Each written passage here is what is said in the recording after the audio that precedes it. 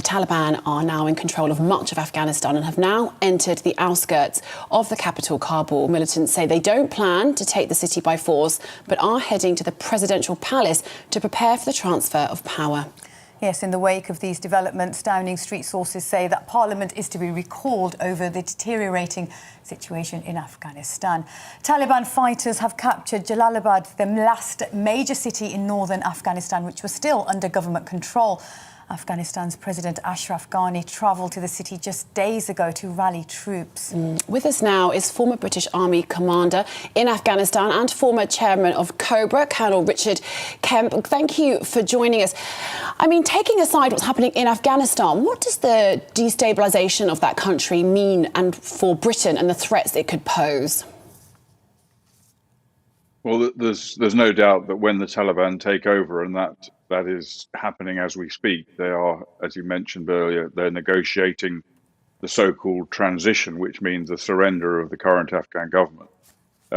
Afghanistan will again become a safe haven for terrorists from around the world.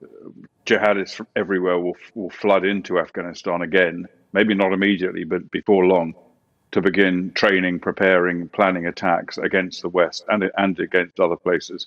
The Al-Qaeda, who the Taliban kind of claimed a few times that they had broken ties with, are with the Taliban, have been fighting with the Taliban in Afghanistan. The Islamic State has a presence there.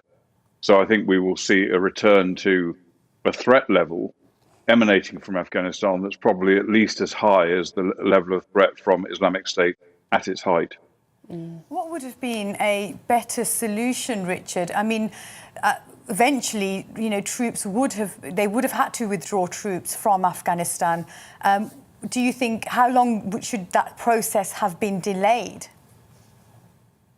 Well, I don't think it's possible to give a time frame, but what I do know is that from the moment that President Biden announced his unconditional withdrawal from Afghanistan, the situation we've watched unfolding in the last few days was guaranteed. He gave a very short time frame for the withdrawal. He didn't give the Afghan government the chance to consolidate themselves and to prepare for the next stage after the Americans left. And those two things have led to the situation we're in now. I think in terms of longevity, we've been there 20 years. 20 years is a long time in our minds. It's not a very long time in geopolitical terms. And all we have to do is look at other conflicts, for example, Cyprus, for example, South Korea, where Western forces, the US in Korea, British in Cyprus, and UN in Cyprus, and other places as well, have remained for much more than 20 years. So if it was necessary to remain there for 20 years and to make the sacrifices were made by our forces and others, it was necessary to stay there until the job was done. The threat that we went there to deal with has not gone away. It's going to intensify. So I think I can't define a length of time, but I do think we need to stay there for a great deal longer than we've been there now. Boris Johnson has said that there's no military solution to what's happening in Afghanistan. Ben Wallace wavering a little bit and says it can't be ruled out. I mean, we've obviously got troops in at the moment who are helping British citizens and some of the Afghans who've worked with our forces to escape safely. Is there an argument? Is there an argument that we should return in a far fuller capacity to stabilise the country? I mean, what do we do? I mean, it feels incredible that so many lives have been lost, and here we are today seeing the capital now falling to the Taliban. Yeah, no, I don't think there's any possibility of our returning. I don't think it's an option. And one of the reasons, there are plenty of other reasons, but one of the reasons is that our government, as with the US government, have no political will whatever to be in Afghanistan. That's why they pulled out. When the US pulled out, we had to. But I think many people in our government were deeply relieved that the Americans went, which gave us an excuse to leave.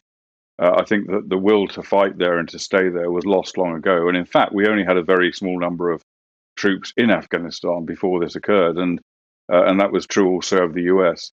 And yet that number of troops managed to hold things together to some extent. It managed to maintain the government in Kabul, for example, which is now pretty much gone. And I think it was really it's a matter of political situation and morale rather than direct military action, which has led to this, because we didn't see a lot of fighting around the country. In places like Lashkar, there was heavy fighting, and in other places. But most of the main cities fell because their governors went over to the other side. The government, when they saw the writing on the wall from America, they decided they weren't prepared to stick with the government in Afghanistan, and they simply went over to the Taliban. We've seen several examples of that. The local militias controlled by those governments did the same thing, and that left the Afghan army in a position where they could see the situation was changed, and in many cases just melted away, and in some cases also went to the Taliban. You just mentioned that now, Richard, that how things have quickly come under Taliban control, and you touched upon a few of those reasons. Why do you think things have escalated so quickly? Just within days, they've managed to capture so many big cities and almost the whole of the country. Well, in a war with two fairly large-scale armed forces, and the Afghan armed forces, well-trained, well-equipped, well-armed, were a very large force, and the Taliban were a significant force as well. When you're talking about a war between those two sort of sizes of forces, it doesn't just end in this way. It doesn't end with an almost immediate collapse. That is a political issue. It's purely because President Biden decided to get out, to cut and run, and leave the Afghans to their own devices. And the leaders in various different parts of Afghanistan then drew the conclusion that without the Americans behind them, there was no point in them sticking with the Kabul government. So they, as I said, they went to the other side, and that has led to a rapid collapse. There wasn't, as I mentioned, there wasn't a great deal of fighting in the last few days. There was some, but not a lot. It's all to do with politics rather than military force. I mean, you raise politics. We know that it was a Biden manifesto promise that they were going to withdraw from Afghanistan before the anniversary of 9/11, which does seem rather arbitrary. And there are now comparisons being made that this is the equivalent of Biden's Vietnam. Do you think that kind of public opinion on either side of the Atlantic might support some sort of re-entry into Afghanistan, considering the sacrifice that troops have made? I think this is certainly Biden's Vietnam, and probably worse than Vietnam in terms of its global geopolitical consequences, which essentially has dramatically undermined America's standing in the world, and will do so even more. It took the Americans 15 years to regain themselves from the collapse in Vietnam, and it's, I think, going to take probably a great deal longer to recover from this debacle.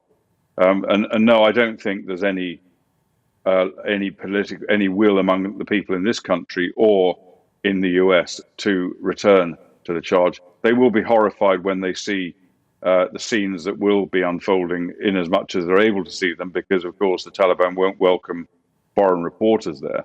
But when they learn of what's going on under the new Taliban regime, which will be just as bad as the last one, despite assurances I've heard recently from the Taliban spokesman, that they will be horrified, but it won't be enough to motivate a return of Western forces. I don't see Western forces returning to Afghanistan at all, except for maybe if there's another 9/11 type event, a really, really serious, massive terrorist attack, except maybe for some isolated airstrikes, possibly special forces raids in relation to Islamist jihadist threats that are emanating from Afghanistan to the west.